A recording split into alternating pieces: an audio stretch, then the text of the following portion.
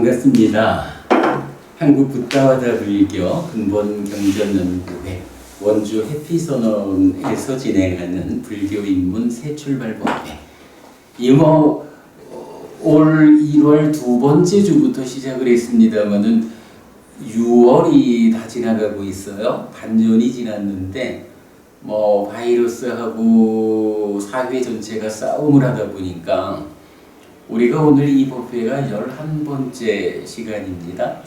그러니까 참 좀 공부를 많이 못하였지만 그럼에도 불구하고 시험시험한 이 공부가 그래도 제법 진도를 좀 나왔어요. 다들 아십니다만은 최근에 우리가 이 책을 만들었어요. 불교 입문입니다. 책이 완성돼서 선원으로 도착한 게 지난주 금요일이니까 그야말로 이제 새 책을 두 분도 받아보셨고요. 불교 입문입니다. 불교가 예를 들어서 여기서 시작해가지고 여기서 끝나는 것이다. 이렇게 말을 하자면 입문이다라고 말을 하니까 아마도 한 요 정도 이 부분에 해당하는 주제다. 이렇게 말할 수가 있을 거예요. 요번에 우리가 불교 입문이란 제목으로 두 권의 책을 만들려고 합니다. 그 중에 지금 만들어진 책은 그야말로 요만큼에 해당하는 것이다 라고 말할 수 있는 불교 입문 1, 소유하고자 하는 자를 위한 가르침이에요. 우리가 그동안 계속 얘기를 했지만 욕계, 색계, 무색계라고 하는 중생들의 세상이 있죠. 이 중에 색계, 무색계라고 하는 세상은 아주 높은 하늘 세상이지요. 최소한 몸 밖에 있는 물질적인 어떤 것들에 대해서 이건 내 거 하려고 어떻게든 조금이라도 더 내 거를 만들려고 이런 소유라는 개념을 넘어선 세상, 그러한 삶의 자리가 색계, 무색계라면 인간이 속해 있는 욕계라고 하는 세상은 중국에서 욕자라는 말로 번역을 했어요. 그런데 이 욕이라는 말이 기본적으로 뭐냐라고 하면 소유라. 보이는 거, 들리는 거, 냄새 맡아지는 거, 맛보아지는 거, 그리고 닿아서 느껴지는 거. 이런 우리 반야심경에 나오는 단어로 말하자면 안이비설신, 의까지 있지만 일단 의 빼고 안이비설신이라는 게 뭐예요? 눈, 귀, 코, 혀, 몸이라고 말하는 우리의 그 몸을 특성 지어서 말하는 게 5가지잖아요. 그런가 하면 그 대응되는 곳으로 색, 성, 향, 미, 촉, 법 중에 법은 또 좀 배제하고 이건 의와 법의 관계로 달리 봐야 되죠. 그러나 색, 성, 향, 미, 촉이라는 이 5가지 그것이 부처님이 말씀하시는 바로는 물질적인 것들, 물질로 구성된 세상이다. 이렇게 이제 표현을 하시는데 소유라고 하는 이 말은 어쨌든 색, 성, 향, 미, 촉 이 물질적인 세상 이 중에 그저 좋은 거는 내 거 해야겠어. 좋은 거는 조금이라도 더 내 주머니에 넣어야 되고 나쁜 거, 싫은 거는 나는 싫어. 이건 네가 갖든지 버리든지 마음대로 해. 다만 나보고 그 싫은 거 책임지라 하지 마. 이런 개념이죠. 이런 것이 이제 소유라고 하는 거예요. 이 불교 교리 중에 참 우리가 모르고 가면 안 되는 용어죠. 빨리 원어로는 까마라고 해요. 장음이야. 까마. 요거를 중국에서는 욕이라는 말로 번역을 했어요. 그리고 국내에서는 이 욕자를 대략 두 가지 형태로 번역을 해요. 한 가지는 감각적 욕망이다. 그래서 뭐 대부분 이제 번역서에 보면 감각적 욕망 또는 감각적 쾌락의 욕망 뭐 그러든가 그래. 그런데 이것을 감각적 욕망이다라고 하는 것이 무언가 우리 삶에 대한 이해의 측면에서 까마라는 이 단어를 정확하게 설명하는 것 같지 않다라고 해서 근본경전연구회는 이 단어를 소유의 사유 뭐 이래 말하는데 이제 요 부분은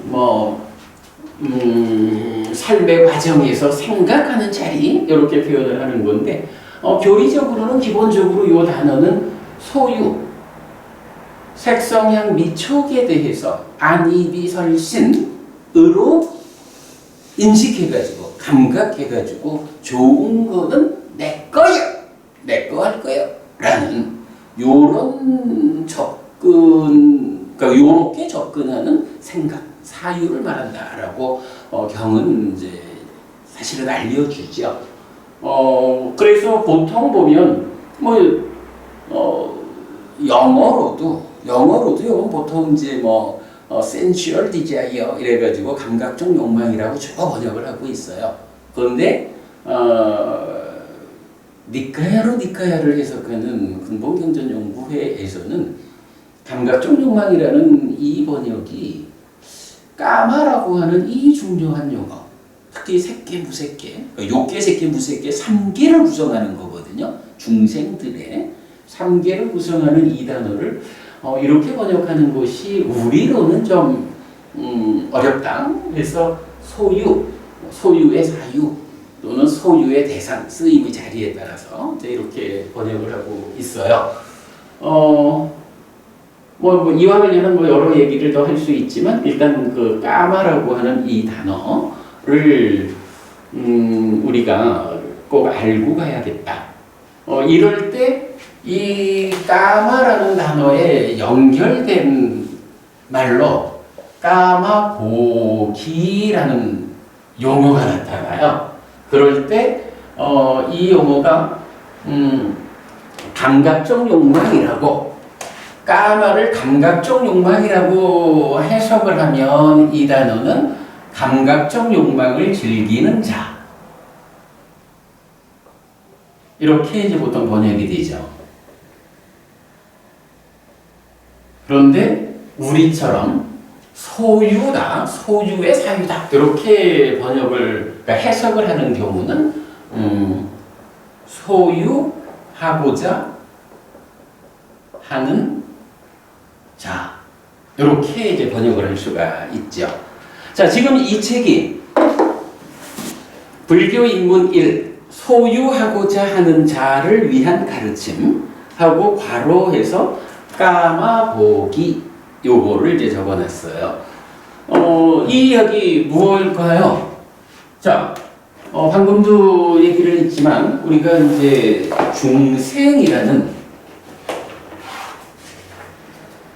중생이라는 존재들이 있죠. 중생 누구죠? 윤회, 그래 우리죠. 근데 우리를 그러니까 포괄적으로 우리가 누구냐라고 말하면 그 근본 자리에는 생로병사 윤회하는 자. 은희씨 그렇죠? 우리가 중생이다라는 이 얘기. 글쎄 은희씨 앞으로 얼마를 더 사실까? 벌써 60 가까웠잖아. 그러니 한 40년, 50년 사실까? 욕이야, 욕. 아, 그건 욕인가? 아니에요. 저기 내가 그 은희 씨를 좀 알잖아. 은희 씨가 상당히 물론 살다 보면 그 삶의 조건의 문제 때문에 좀 어려움도 있고 잘못하는 것도 있고 그러지만 은희 씨가 굉장히 똑똑한 사람이고 현명해. 아마 지금 살아온 60년 세월보다 더구나 이제 공부를 만나서 방법도 배우고 이러면 앞으로 뭐 40년을 더 산다. 그러면 100살 되는 거죠? 근데 요새는 뭐 웬만하면 100살 다 사는 거 아니야? 문제는 병들고 살아있는 의미를 상실한 상태로 세월만 보내는 이런 삶을 사는 것 때문에 동섭 씨 그거 욕이라고 말한 거잖아. 요새 재수 없으면 200살까지 사는 그래, 좋아. 그런데 그거를 우리가 딱 그렇게 꼬집어만 볼 필요는 없어요. 왜냐하면 현명하고 삶에 대해서 다양한 조건들을 잘 갖추어 갈 수 있으면 사실 뭐 요즘도 우리 주변에 100살 되어가지고도 강연하러 다니는 분들도 있고 100살 되어가지고도 가족들로부터 사회로부터 존경받는 사람들 어른들이 많아요. 그런데 삶이 좀 어렵다 보면 현명하지 못하다 보면 그야말로 가르침을 배우지 못하고 지혜롭지 못하다 보면 오래 산다라는 것이 욕처럼 들릴 수 있는 그런 사람들도 많이 있지만 내가 볼 때는 뭐 은희 씨 앞으로 지금보다 훨씬 삶이 좋아질 겁니다. 그러면 뭐 40년쯤 더 살았다 그래가지고 그때 이 목숨이 끊어지지 않아가지고 삶이 유지되고 있다고 뭐 이렇게 그 한탄하는 삶을 살지는 않을 거예요. 뭐 어쨌든 얘기가 좀 지나갔지만 중생이라고 하면 정말 50년을 살든 100년을 살든 죽어야 한다라는 문제거든. 그런데 죽어야 하는 사람 중에 두 가지가 있단 말이에요. 한 가지는 죽은 다음에 다시 태어나지 않는 사람이 있고 또 한 가지는 죽은 다음에 또 태어나야 하는 사람이죠. 죽은 다음에 다시 태어나지 않게 된 사람을 뭐라고 불러요? 아라한 이러고 최초의 아라한을 부처님 이렇게 부르는 스승인 거죠. 다시 태어나지 않는다라는 것이 갖는 의미가 뭐야? 일단 태어나면 늙고 죽지 않을 방법이었거든. 우리가 늙어야 한다, 병들어야 한다, 죽어야 한다라는 이 삶의 근본적인 문제. 이 문제를 해결할 수 있는 딱 하나의 방법은 무엇입니까? 안 태어나는 거. 그렇죠. 태어나지 않는 거거든. 그래서 불사가 실현되었다. 죽지 않는 일이 실현되었다. 이 이야기는 그대로 무엇을 말하냐 하면 태어나지 않게 되었다. 이 얘기가 되는 거예요. 태어나면 어쨌든 죽는 거야. 아니 최초의 아라한인 부처님도 돌아가셨잖아. 왜? 태어났다라고 하는 것은 몸이라고 하는 이 물질로 된 제한적인 조건이 함께하는 거거든요. 그래서 죽지 않는 방법은 단 하나, 태어나지 않는 거야. 태어나지 않기 위해서 무슨 방법이 있을까? 라는 것이 부처님이 우리한테 알려주는 12연기적으로 이러한 조건 관계의 연속선 위에서 태어나야 하고 그러면 늙고 죽어야 한다. 그 위에서 슬픔, 비탄, 고통, 고뇌, 절망의 삶을 산다. 그런데 팔정도라고 하는 12연기적인 삶의 문제, 삶의 과정, 괴로움이 생겨나는 정체를 밝혀내고 나면 그 정체가 밝혀진 삶의 자리에 팔정도라는 대응 방법을 적용함으로써 결국은 태어나지 않게 되는 것. 그럼으로써 죽지 않는. 태어난다라는 것은 왜 태어나는 것일까? 라고 할 때 그 근본의 자리에 무명이라고도 말하고 무명과 서로 조건되는 것 해서 번뇌라는 것이 있다고. 그래서 불교적으로 뭐 이런 일을 성취하는 것을 깨달음이라고 하잖아요. 그 깨달음을 숙취하는 그 마지막 자리를 누진통 또는 누진명 이렇게 부르거든요. 누진이라는 게 뭐냐 하면 번뇌가 부서짐으로써 무명이 버려지고 명이 생겨나는 것. 이거를 누진이라고 말을 하거든요. 그래서 마지막에 작용하는 번뇌, 무명 또는 이 무명 위에서 조금 더 표면에서 작용하는 마음의 오염 상태, 가래라는 게 있죠. 그래서 보통 무명과 가래를 말하죠. 무명과 가래가 남아있으면 죽은 다음에 몸으로 간다. 이래서 태어나는 것을 말해요. 그러나 살아있는 동안에 무명과 가래를 완전히 해소하면, 달리 말하면 번뇌를 완전히 부수면 죽어서 몸으로 가지 않는다. 이렇게 말하거든. 몸으로 가지 않는다, 태어나지 않는다. 그럼으로써 불사가 실현되었다. 이렇게 말하는 거거든요. 이게 이제 하여간 불교에서 말하는 깨달음이고 윤회에서 벗어나는 완성이거든요. 자, 이럴 때 중생이라고 하는 거, 은희 씨, 우리, 나 이렇게 말을 했는데 중생이라고 하는 이 존재가 누굴까? 라고 하니 바로 태어남에 의해서 늙고 죽어야 하는, 달리 말하면 윤회하는 이런 존재를 중생이라고 하는 거죠. 이럴 때 이제 이 중생이 어떻게 구성되느냐 하니 중생의 세상이 욕계의 중생, 색계의 중생, 무색계의 중생, 이런 식으로 이제 중생 세상을 구분하고 있거든요. 그런데 지금 우리가 이야기하는 까마, 욕이라는 게 뭐냐 하면 바로 색계, 무색계, 높은 세상 일단 덮어두고 중생 가운데 욕계라고 하는 우리들의 삶을 말하는 거라.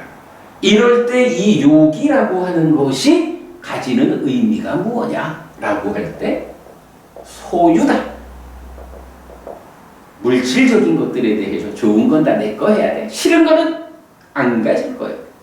이런 좋은 것으로 기울고 싫은 것을 거부하는 이러한 삶의 레벨을 까마, 욕이라고 하거든요. 그런가 하면 이제 색계, 무색계는 묶어가지고 요거를 존재라는 말로 또 표현을 해요. 이게 이제 서양 철학자 중에 에리히 프롬이라는 이제 유명한 사람이 있어요. 에리히 프롬이 어떤 말을 하느냐? 그의 저서가 되겠지. 소유냐, 존재냐, 이런 표현을 쓰거든. 소유냐, 존재냐라는 이런 측면을 이제 에리히 프롬이 말을 했는데, 사실 이제 우리가 경을 공부를 하다 보면, 그가 말하는 소유냐, 존재냐, 이것이 욕계 중생으로의 삶을 살 거냐, 내 거 할 거냐, 그거죠. 아니면 존재라고 하는 이 이야기는 소유라는 것을 넘어섰어, 버렸어. 그러면 가진 게 없이 가난하게 사나? 이런 개념이 아니에요. 소유라는 것이 어쨌든 우리가 다 말하지만은 욕심의 끝이 없잖아. 그쵸? 내 거 하려는 이것 때문에 내 거를 하고자 하는데 원하는 만큼 내게 되어주지 않아. 내게 되어주지 않는 거를 그래도 내 걸 하려니까 그 과정에서 우리가 겪어야 하는 아픔들이 있다고. 그러한 소유 때문에 생겨나는 아픔을 넘어섰다. 더 이상 그냥 존재하고 있을 뿐이야. 너는 너대로 존재하고 나는 나대로 존재해. 나는 소유를 넘어서서 존재 자체를 오롯이 드러내는 이제 그러한 삶의 자리가 색계, 무색계 해서 존재라고 불리거든요. 은희 씨, 그러면 이렇게 이제 중생의 세상이 욕계, 색계, 무색계, 소유, 존재 이렇게 두 가지로 개념을 말할 수 있어요.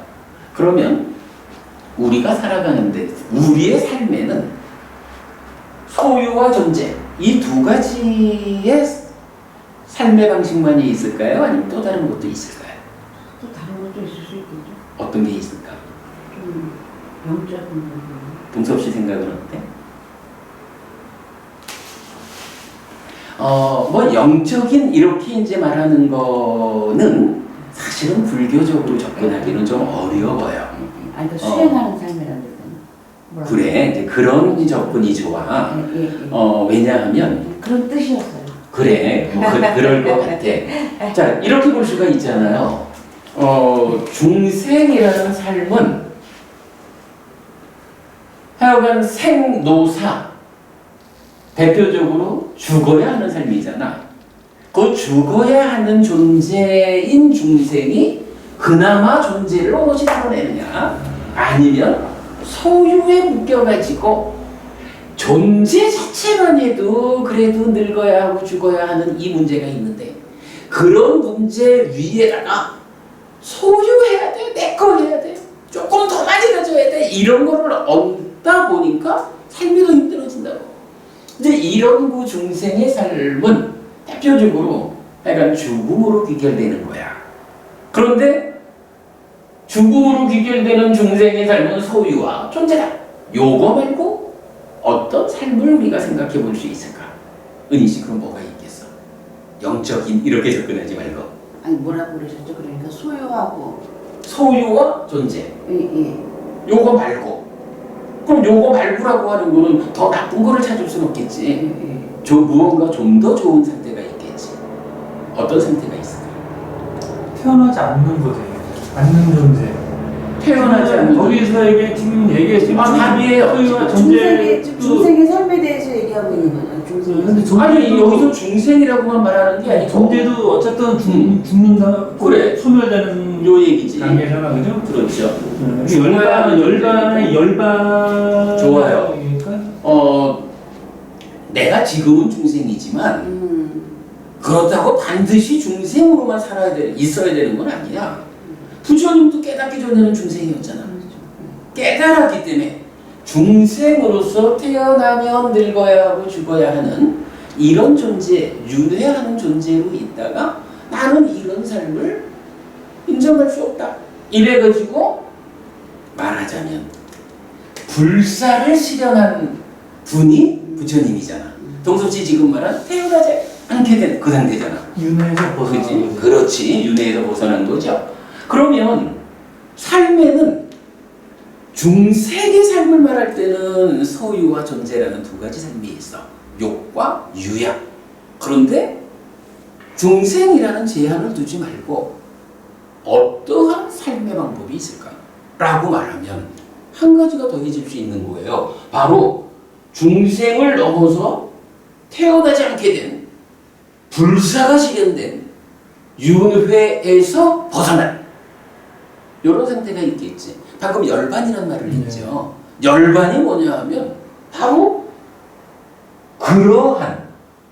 그렇게 윤회에서 벗어남이 실현된 이러한 완전한 행동의 상태를 열반 이렇게 부르는 거거든요.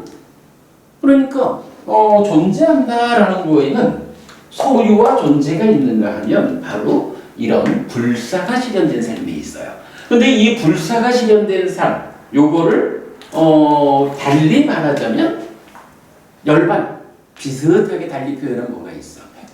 해탈이 있죠. 삶에는 소유의 삶이 있고 존재의 삶이 있고 해탈된 삶이 있는 거예요. 은희 씨 말할 수 있지? 해탈된 삶, 그죠? 이게 깨달음의 상태고 열반이 실현된 거야. 이럴 때 소유는 욕이라고 말할 수가 있죠. 존재는 유라고 말을 하면 돼. 이 해탈의 상태는 해탈된 삶. 이건 뭐라고 표현할 수 있을까? 한자로. 해탈된 상태? 그거를 한자로 뭐라고 말할 수 있을까? 한자로? 한자 한글로? 아니 그러니까 한문의 한 글자로 그게 두 개는 이거를 말하는 게 바로 요거예요. 누진통, 누진명해서 이렇게 말했지? 법례가 부서짐으로써 무명이 버려지고 명이 생겨난 요거를 부르는 말이 있어. 아니야. 명이 실현된 요거를 멸이라고 말해. 이게 해피스님이 니까야를 해석하는 공부 과정에서 이 멸이라는 의미를 풀어냈어요. 이 멸이라는 말에 대해서 이런 의미를 찾아내지 못하면 멸이라는 말은 그냥 다 없어져야 되는 거잖아. 사실 멸망한다 해도 멸했으니까. 근데 사실은 가래와 무명, 번뇌 이런 부분 때문에 우리가 삶이 힘든 거잖아. 괴로운 거잖아. 그러면 우리가 이러한 그 해탈 열반의 행복한 삶이 실현되려면 어떻게 해야 되는 거야? 말하자면 가래가 소멸하고 무명이 소멸하고 번뇌가 소멸하면 되는 거야. 이게 이제 나중에 우리가 좀 더 높은 단계의 공부에서 보겠지만 깨달음의 과정을 표현할 때 염오, 이탐, 소멸 요렇게도 표현을 하고 또는 떨침, 이탐, 소멸 요렇게 이제 이 수행의 과정, 깨달음에 접근한 깨달음이 실현되는 그 최후의 과정을 요렇게 나타내고 있거든. 이게 소멸, 이게 이제 소멸이란 말을 이제 한 글자로 쓰면 멸이 되는 거야. 이 멸이라고 하는 개념을 없어져야지 이렇게 해석을 해가지고는 깨달음이 설명이 안 돼요. 이 부분을 이해하지 못해가지고 교리를 다르게 해석하는 아주 심각한 경우들이 많이 있어요. 근데 이 의미를 근본경전연구회가 해석해낸 거야. 그런데 이럴 때 이 멸이라고 하는 개념, 번뇌가 부서짐으로써 무명이 버려지고 명이 생겨나. 이게 뭐냐 하면 번뇌도 소멸한 것이고 무명도 소멸한 것이고 가래가 소멸된 누진에 의한 깨달음. 요거거든요. 그래서 사는 방법에는 욕계 중생, 소유적인 삶이 있고 색계, 무색계 중생, 존재의 삶이 있는 거야. 그러나 요 두 가지는 모두 어쨌든 윤회하는 자, 죽지 않을 수 없는 중생의 삶이야. 그러나 오직 불교 안에서만 제시되는 부처님에 의해서 확인되어진 하나의 삶의 방법. 그게 해탈된 삶이야. 그 해탈된 삶을 표현하는 방법은 욕, 유에 이어서 멸. 여기 있네. 이렇게 되는 거예요. 이렇게 우리의 삶에는 세 가지 방법이 있다라는 거. 은희 씨가 잘 말했어요. 명상, 수행. 이게 어디까지 가는 거야?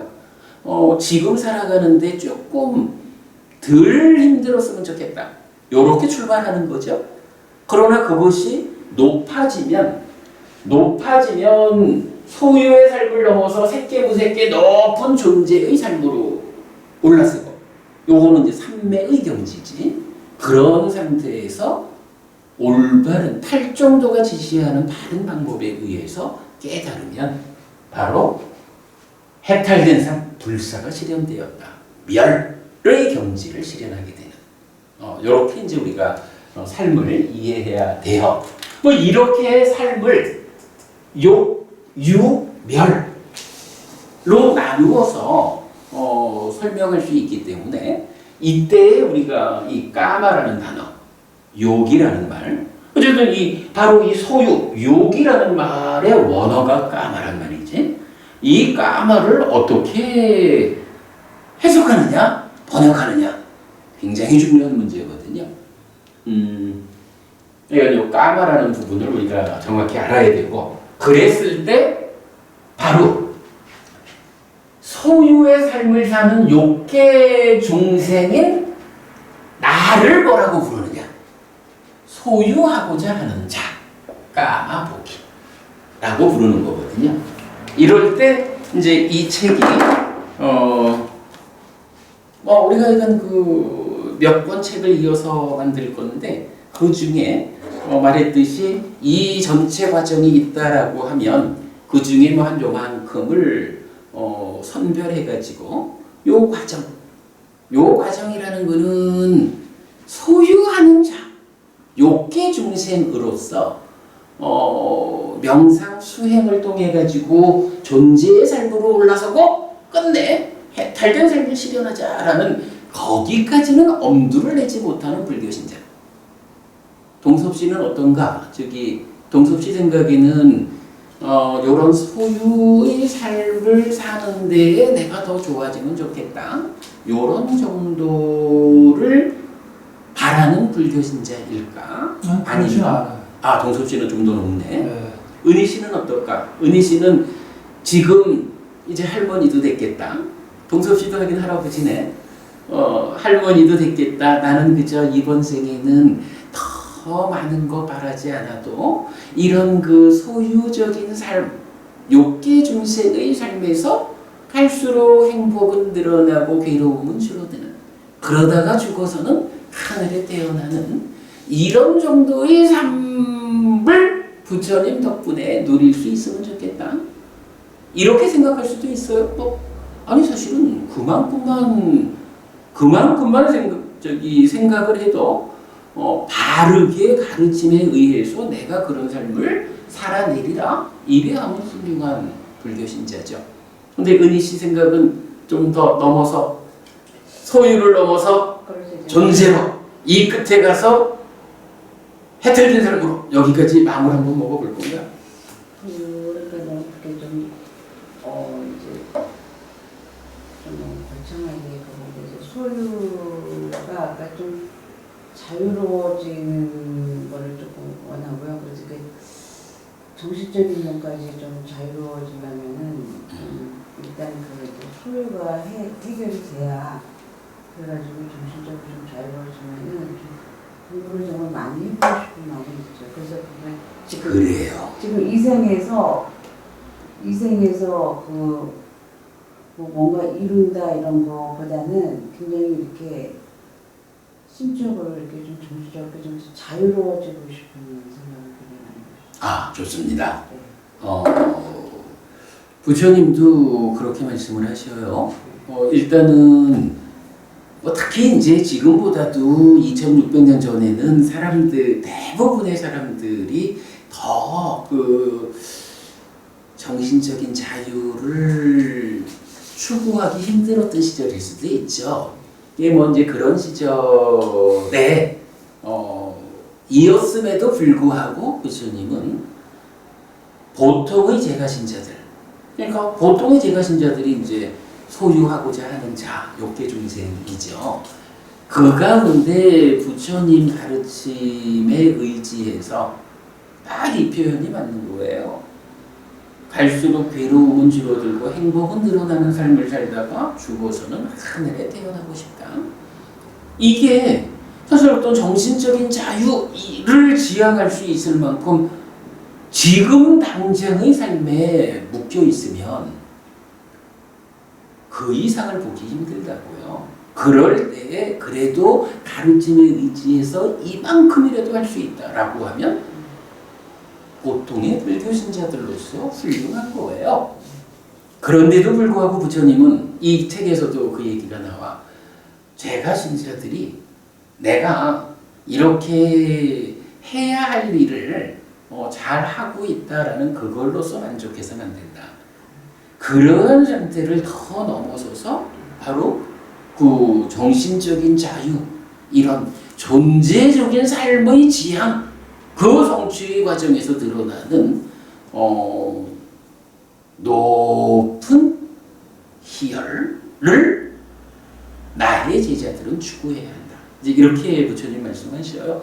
물론 삶이 힘들다 보면 지금 당장을 유지하는 그 힘만을 가르침을 통해서 얻을 수 있어도 훌륭하고 그만큼만 실천을 해도 훌륭한 불교 신자다. 라고 말을 할 거고, 그러나 그 가운데 조금 더 우리가 마음을 낸다면 욕계 중생으로의 소유적인 이러한 삶에서 내가 핍박받지 않게 되면 좋겠고, 거기에 더 나아가서 정신적인 자유. 제가 이제 자유라고 표현을 했는데 조금 더 맞아요. 자유는 어딘지 좀 평화라는 말까지. 좋지요? 네, 저는 그렇게. 그거는 뭐 이제 거의 우리 같은 개념으로 봐도 돼요. 이제 경에서는 자유라는 말은 주로 해탈의 개념으로 연결하고, 평화라는 말은 이제 고요, 가라앉음 이렇게 이제 연결해서 말하는데, 사실은 이 순서는 조금 달리 볼 필요가 있어. 이런 고요함, 그러니까 가라앉음에 의해서 고요해지는 그러한 상태로서의 평화, 이러한 것을 닦아 나가서 실현되는 것이 평화롭다라는 이 자체가 평화를 해치는 것들로부터 내가 구속받지 않는 자유가 실현되는, 이제 이런 개념으로 순서를 좀 보면 좋겠고, 자 어쨌든 좋아요. 뭐 훌륭해. 저는 지금 내 생에 내가 산 생에 그것까지 이루고 싶은 게 제 꿈이에요. 좋습니다. 그러니까 뭐 40년 가지고 얼마만큼 접근할 수 있을까 이렇게 우리가 보고, 그러니 40년은 너무 길어 이렇게 생각하지 말고, 뭐 이제 뭐 간 60 가까이 되셨으니까 한 40년쯤은 더 산다라는 생각을 가지고, 그 40년의 세월 동안에 내가 어떤 노력을 하고 얼마만큼 접근할 수 있을까 하는 시각을 계속 가지고 살면 좋겠다 하는 생각을 말해요. 자 어쨌든 뭐 너무 그 얘기가 멀리 갔어. 어쨌든 중요한 거는 이 까마라고 하는 말, 욕, 소유, 이 단어가 불교 안에서 얼마나 중요한 단어인가. 바로 욕계 중생인 나의 현재를 설명하는 단어다. 하여간 이 단어는 놓치면 안 된다 라는 거 말을 했어요.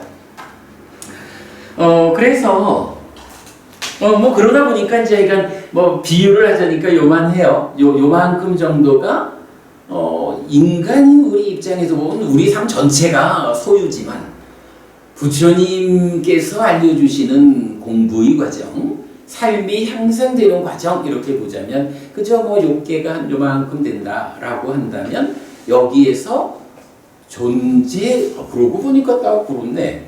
욕계, 색계, 무색계, 해탈대사 이렇게 말해도 되겠네. 이렇게 이제 우리 넘어가는 굉장히 많은 향상된 삶이 우리 앞에 있다라고 보면 좋겠고, 그 가운데 이 책은 어디에 초점을 뒀느냐? 일단은 입문서 1번이니까 소유하고자 하는 자, 욕계 중생인 일반적인 불교 신자들에게 어떻게 하면 살아서 갈수록 괴로움은 줄어들고 행복은 늘어나는 삶을 살다가 죽어서는 하늘에 태어날 것인가 하는 데 초점을 맞춘 책이다. 그래서 제목이 불교 입문 1, 소유하고자 하는 자를 위한 가르침 이래 돼요. 이어서 이제 불교 입문 2에서 사실이라고 책이 지금 이제 또 작업 중이거든요. 사실이라는 말은 뭐 불교 안에서는 사실이라는 말은 진리야. 그래서 이게 말이죠, 은희 씨, 이래 봐야 안 될까? 욕색, 욕유멸, 뭐 이렇고 무엇이 번뇌여서 번뇌 때문에 무명이 생겨나가지고 가래로 해서 태어나게 만들고 죽게 만들까? 뭐 이런 부분들에 대해서 왜 그럴까 하는 부분을 우리가 정확하게 알지 못하면, 뭐 당장 코앞에 닥친 일이야 뭐 그래도 또 해결하는 방법이 있겠죠. 또 부처님이 또 누구나 다 완성되는 길만을 요구하는 거 아니니까. 그러나 우리가 은희 씨도 이제 그런 좀 더 자유와 평화와 이런 부분을 생각하자. 남은 삶의 그렇게 좀 접근하고 싶다라고 말하자면 어쨌든 필요한 거는 있는 그대로를 알아야 하거든. 있는 그대로를 알아야 그 알을 실천하는 가운데에 간 만큼 얻어지는 거야. 근데 우리가 있는 그대로와 다르게 사실과 다르게 알고 보면 아무리 최선의 노력을 해도 우리가 얻을 수 있는 것에 한계가 있죠. 이런 것 때문에 이제 부처님은 사실 진리를 설한다고요. 그 진리의 영역은 시작부터 끝까지 모두를 포괄한다고 봐야죠. 모두에 대해서 적용되는 사실의 이야기. 이 부분이 이제 대표적으로 삼법인 그리고 사성제. 삼법인과 사성제라고 하는 이제 교리로서 설명이 되는데, 제가 생각할 때 인문 책을 만들면서 좀 고민을 했던 것이 인문이라 그러면은 그래도 불교가 무언지, 불교 신자가 되기 위한 접근 과정 이렇게 봐야 되는데, 불교 신자가 되자라는 그 접근에서 분명히 소유하고자 하는 자로서의 행복을 위한 이책이 필요해요. 그러나 그렇다고 해서 우리가 불교를 알자, 불교 신자가 되자라고 하면서 지금 내가 인간이니까 요만큼만 알지 이럴 수 없는 거예요. 불교 신자가 되자라고 하면 불교가 무언지, 부처님의 깨달음이 무언지, 부처님이 우리한테 어떤 삶을 하는 것인지 이것을 알아야 하는 필요성. 그게 바로 사실 부처님이 깨달아서 알려주는 우리 삶의 있는 그대로의 모습은 무엇인지. 이거는 물론 공부의 질은 좀 높고 어려운 공부다라고 말할 수가 있죠. 그 안에 여기 삼법인 사성제분 12연계 발정도가 다 있고 명상 수행을 통해 가지고 깨달음으로 접근되는 모든 게 다 그 안에 있는 거니까. 그러나 어쨌든 이제 불교 인문 2권에서는 사실이라는 부제를 통해서 그 부분을 설명하는 책이 이제 지금 두 번째 책으로 준비되고 있어요. 제가 이제 그렇게 이제 비유를 좀 해봤어요. 자, 어쨌든 이제 우리가 지난 10번의 수업을 통해서 불교 인문 새출발법회를 했는데, 사실은 제가 지난번에도 한번 우리 두 분께 참 감사한 일이다라고 말씀을 드렸지만,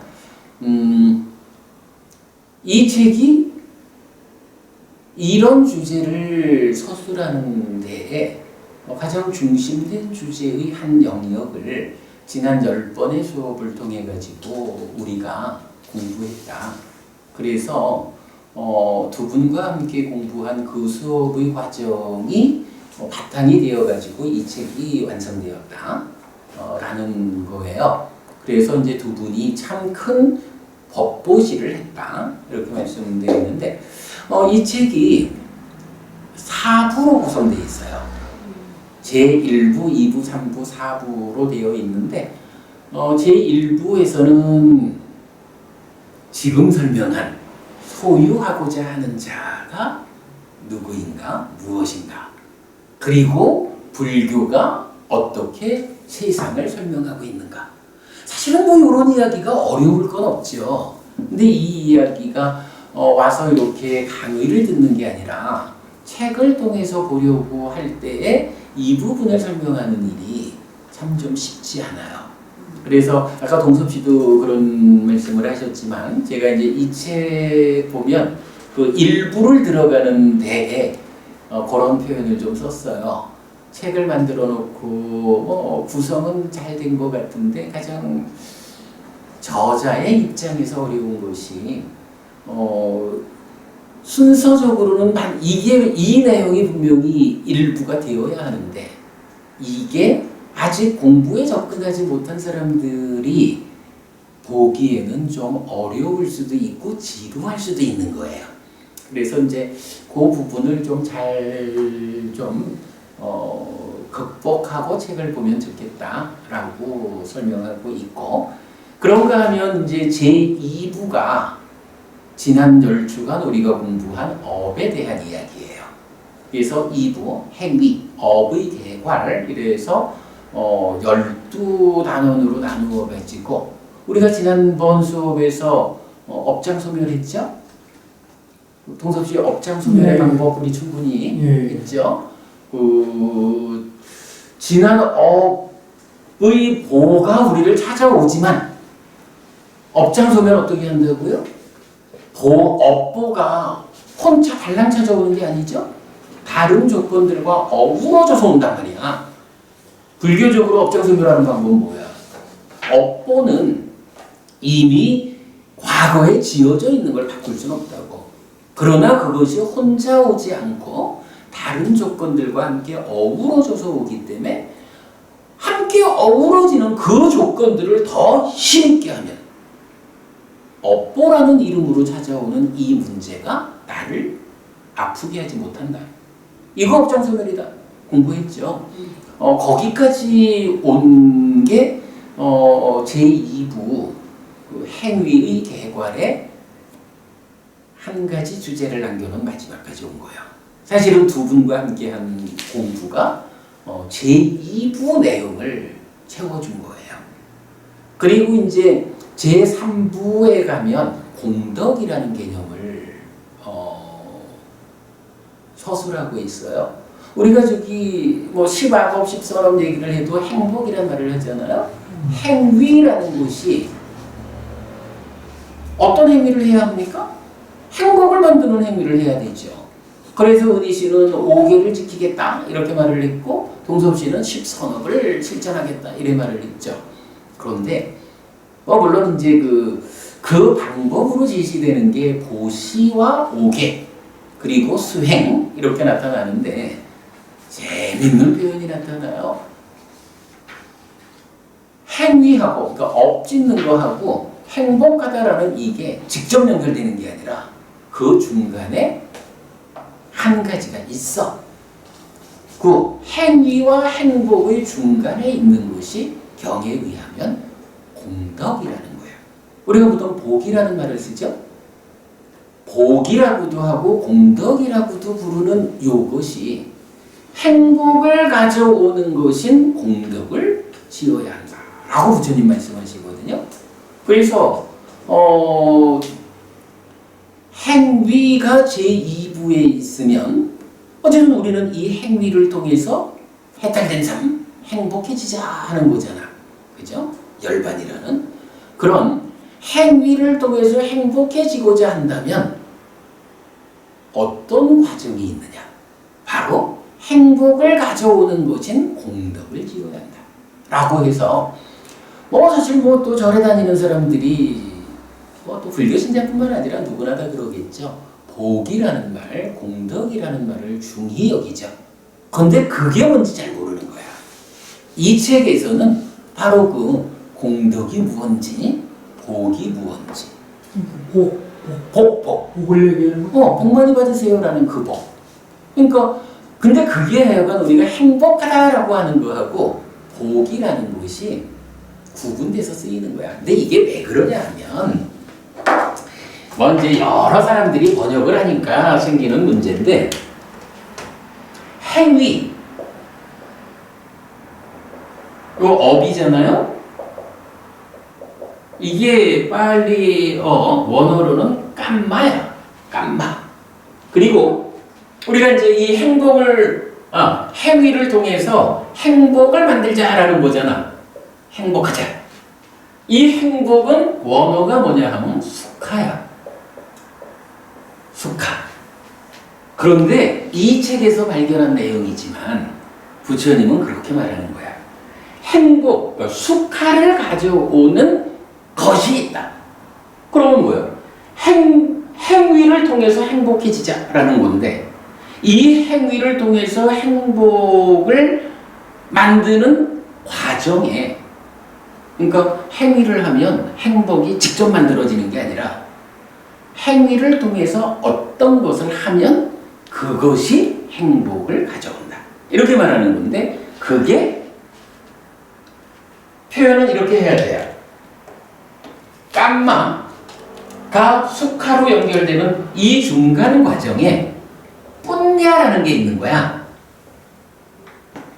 그리고 부처님은 뿐냐가 숙하 행복을 가져오는 것이다. 이렇게 이제 정의를 해주는 거예요. 동섭 씨, 해피스님 원래 본명이 뭔지 알아요? 뿐냐. 해피스님 원래 이제 빨리 본명이 뿐냐 디빠야. 뿐냐 지금 보는 거고, 디빠 요건 섬이기도 하고 등불이기도 하고 그렇죠. 이건 그런 의미인데, 이건 내 본명에 쓰는 뿐냐야. 근데 이 뿐냐를 어떻게 그동안 번역하고 있느냐라고 하면 복이라고도 번역을 하고 또는 공덕이라고도 번역을 하는 거야. 그러니까 이거는 뭐 그게 뭐냐 따지기가 좀 그렇고, 그냥 원어상으로 우리가 행위한다, 업짓는다라는 깜마가 있고, 이 깜마가 뿐냐인 깜마냐, 그러니까 뿐냐라는 행위냐, 그러니까 뿐냐를 만드는 행위냐. 그래서 뿐냐가 행위의 결과로 생겨나면 이 뿐냐가 숙하, 행복을 가져오는 것이다. 그냥 선업 이렇게 표현하면 안 맞는 거예요? 그건 이제 선업은 행위를 말하는 거지. 일단 좀 넘어가고, 그 업은 가는 건 업이니까 이 업이 숙하라고 하는, 행복이라고 하는 과 또는 보를 가져오는 거잖아. 그 중간 과정에 뿐냐라는 게 있다 이거지. 그런데 이 뿐냐가 번역되기를 복 또는 공덕. 우리 왜 보통 보면 절에도 가면 복전함이 있죠. 그 복전이라는 말이 복전, 뿐냐 해땅 이렇게 부르거든. 복의 밭이다. 그래서 뿐냐가 복으로 번역되고, 또 이제 상당 부분에서는 공덕이라는 말로 번역이 되는 거야. 우리가 공덕행 뭐 이럴 때 뿐냐 끼리야 뭐 이러지. 그러니까 이제 이런 관계를 보는 것이 굉장히 중요해요. 그럴 때 바로 이렇게 복이고 공덕인 뿐냐의 토대가 되는 것이 있다 라고 하면서 보시하는 거, 오계를 지키는 거, 그리고 수행하는 거. 그럼 뭐예요? 보시하는 업을 지으면 그것이 뿐냐, 공덕의 토대가 되는 거예요. 그것이 보시한 그 업에 의한 뿐냐의 작용으로 행복이 결과된다. 오계를 지키는 업을 지으면 거기서 오계를 짓는 업에 의한 공덕이 생겨나고 그것이 행복을 가져온다. 수행하는 업을 지으면 수행의 업의 공덕, 그 복에 의해서 행복이 온다. 이렇게 말하는 거거든. 그러니까 요런 깜마, 뿐냐, 숙하 3단계의 연결 과정을 아마도 이 부분을 이렇게 주목해서 설명한 게 이 책이 처음일지도 몰라. 왜냐하면 이런 거는 그야말로 니까야를 경을 경대로 보아가지 않고는 발견하기 어려운 주제예요. 그래서 이건 이제 이 책의 제3부는 이런 그러니까 행위에 이어가지고 행위 다음에 공덕으로 연결이 돼요. 앞으로 우리가 이제 이 책을 교재로 공부를 하게 될 건데 어떤 식으로 우리가 공부를 좀 해나갈까 하는 거는 우리 다음번에 의논해서 방법을 찾기로 하셔야 돼요. 그리고 나면 이제 제4부에서는 시리 오따빠라고 하는 또 좀 특별한 교리. 이 책 뒤에 보면 배웠잖아요. 우리는 배웠죠. 우리는 배웠죠. 자책의 두려움, 단책의 두려움 이래 배웠지. 요 뒤에 한번 봐봐요. 뒷표지에 보면 열반으로 나아가는 인생 항로를 그려놨거든. 이 인생 항로가 마음이라는 배가 있는 거야. 이 마음이라는 배가 보시하는 일을 통해 가지고 돛을 올리고 오계를 지키는 행위를 통해서 오계의 바람을 맞아서 보시로 돛을 올리고 옥에 바람을 맞으니까 마음이라는 배가 출발을 하겠죠. 그죠, 은희 씨? 돛이 올라가고 바람을 맞으면 출발하죠? 그 출발을 어디로 가는 출발이야? 열반으로 가는 출발, 행복으로 가는 배가 출발하는 거죠. 그럴 때 제4부에서 중심 주제로 삼는 희리 오딱바, 뭐 양심, 수치심 이렇게도 하고, 뭐 부끄러움을 안다, 창피함을 안다 이렇게도 이제 번역을 했죠. 우리가 말하는 자책의 두려움, 다책의 두려움, 이것이 바로 그 배가 출발을 하지만 어디로 갈지 모르잖아. 방향타가 필요하잖아, 그죠? 잘 방향을 잡아주는 방향타의 역할을 시리오타파가 하는 거야. 그리고 나면 여기 이제 믿음, 정진, 삽지, 삼매, 지혜 이랬지만 요건 우리 수행 이야기하면서 마음이 눈을 뜨고 잘 보는 그런 걸로 보았었죠. 바로 요 5가지 힘이고 기능인 요것이, 자, 배가 돛을 갈고 바람을 맞아서 출발하면 방향타가 방향을 잡아주잖아. 키죠, 키. 키가 방향을 잡아주잖아. 그런데 이게 그냥 방향만 잡고 있으면 되나요? 노를 저어줘야 되잖아. 노 젓는 일을 하는 게 뭐냐 하면 바로 믿음, 정진, 사띠, 삼매, 지혜의 5가지 힘 또는 기능이다. 이렇게 되거든요. 이제 그렇게 이제 구성된 상태에서 제4부는 희리와 오딱바 이렇게 돼요. 자, 책을 뭐 내놓다 보니까 이런 좀 설명을 드렸어요. 책 얘기를 하니까 이건 그냥 여담으로 내가 한마디 하자면, 책이 왔을 때 첫 번째 책을 요즘 요양원에 계시는 우리 엄마한테 선물을 했어요. 요새 뭐 그 면회가 안 되니까 제가 이제 요 앞에다가 그 사인을 했어. 사인을 어떻게 했냐 하면, 고맙고 죄송하고 사랑하는 우리 엄마, 아무 걱정 마시고 편안하게 지내세요 하고, 비구 분야디바 해피 해가지고 셋째 아들 이렇게 이제 사인을 해서 그 직원편에 우리 엄마 만나서 꼭 읽어드리셔요 하고 이제 책을 전달해 드렸어요. 뭐 사실 뭐 우리가 삶의 과정이 그렇지만 자식이라는 게 부모를 얼마나 잘 모실 수 있을까. 하여간 뭐 내가 할 수 있는 최선의 선물을 엄마한테 이렇게 해드렸죠. 자, 아무튼 뭐 이제 책 관계 얘기를 했는데, 자, 시간이 15분밖에 안 남았구나. 오늘 주제 한 가지를 간단하게 설명하고 마치도록 하겠습니다.